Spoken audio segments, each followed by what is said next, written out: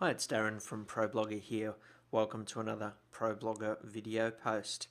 It's been a while since I did a bit of a breakdown on where my own personal income is coming from blogging. I used to do it quite regularly, do a breakdown of actual figures and actually walk readers through in a post where the income was coming from. I started not to do that partly because I was feeling a little bit uncomfortable about putting out there the actual figures and partly because it became more and more complicated to actually pull the figures together because there was so many different income streams and it became quite a complicated task. So it's been a while since I've done one, and I thought today I'd do it on video and give you a visual breakdown of the different income streams that I've got coming into my different blogs, and I have a variety of blogs. So keep in mind, this isn't just from ProBlogger. This is from ProBlogger, Digital Photography School, Twitip, and the other things that I'm doing as well, which I'll go through as we go along. So this is the overall income that's coming in for me at the moment. I'm not going to go into specific figures, but I'm going to talk in percentages. And I'll say up front, I still do earn a six-figure income per year. It's probably creeping more towards the seven figures per year now. So you can see there on the left a variety of income streams that I draw money in from.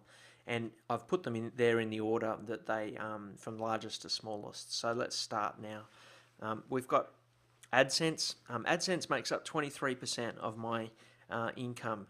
This is just in April, and April's been a little bit different for me than some months, partly because I haven't done a product launch.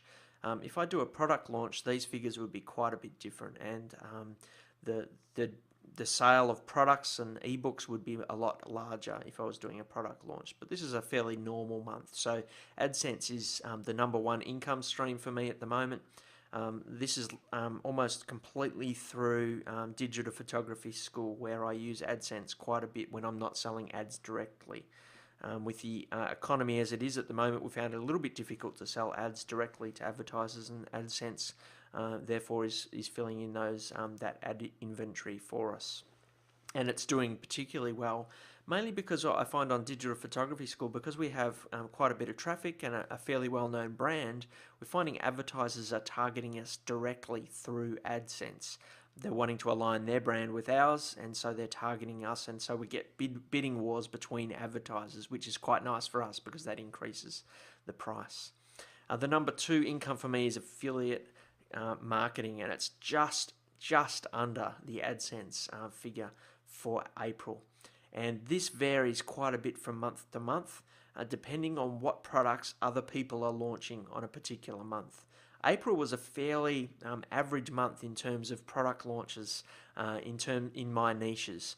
Some months affiliate marketing would be the number one. It would incredibly outweigh AdSense. Whereas this month it's been a fairly normal month. There's been a couple of smaller product launches.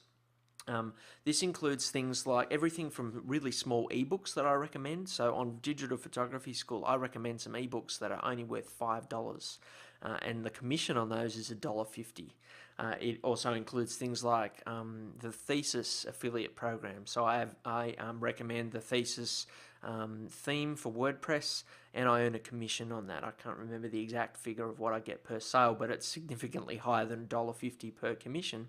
And this also includes programs that are more membership sites, and so they can be recurring income. So when I recommended Yarrow's Blog Mastermind program, which is a great program, that is a monthly income over, I think, 6 or so months. David Risley's program, that's again, it's a recurring income. And so this includes everything from small ebooks, one-off commissions, through to recurring ones. And it's always sort of around the 20 to 30 to 40% of what I earn in a month, depending upon what is launching that month.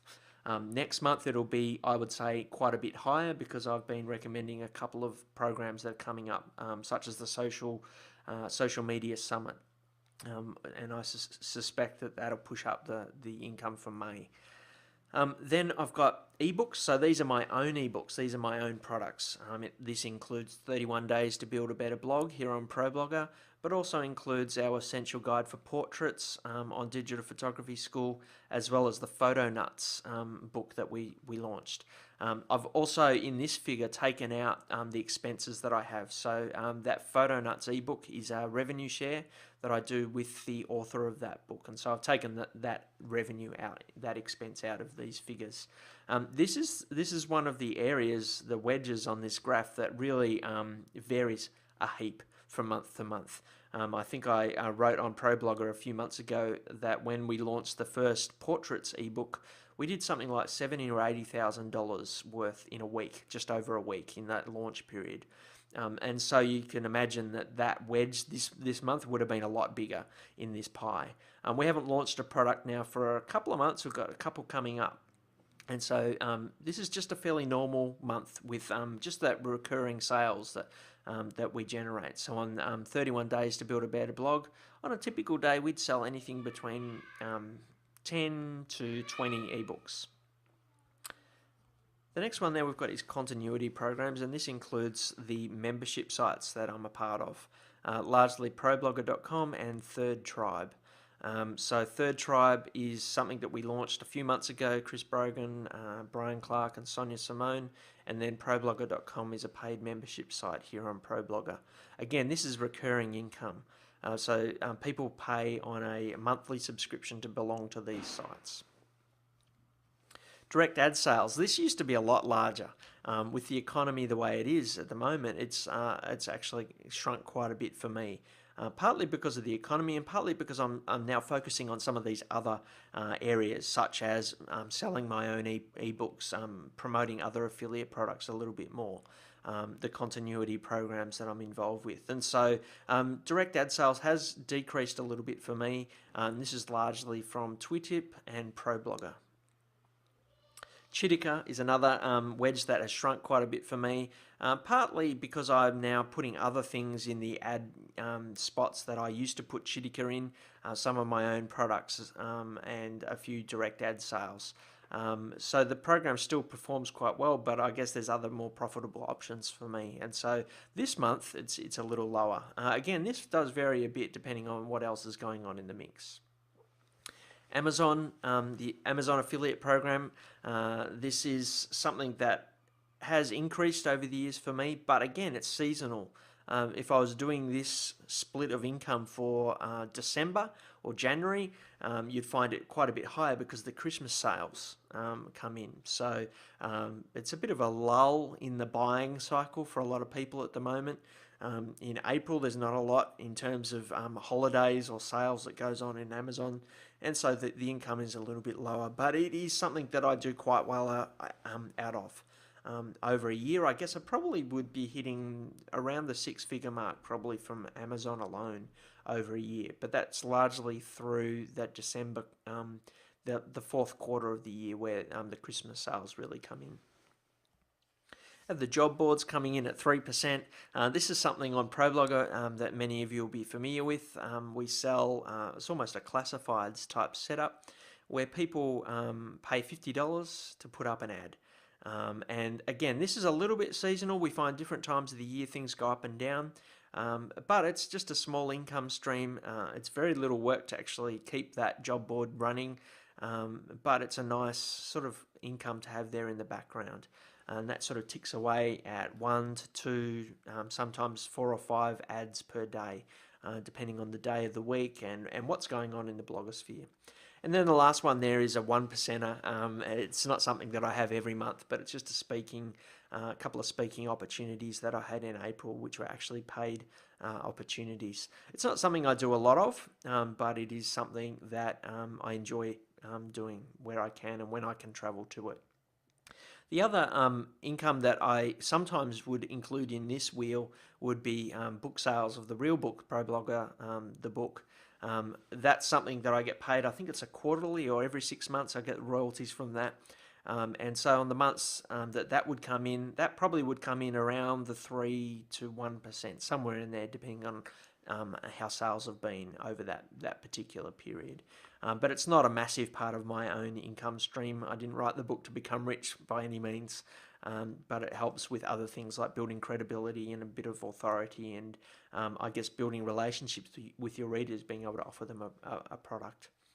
So that's the income split for me for April.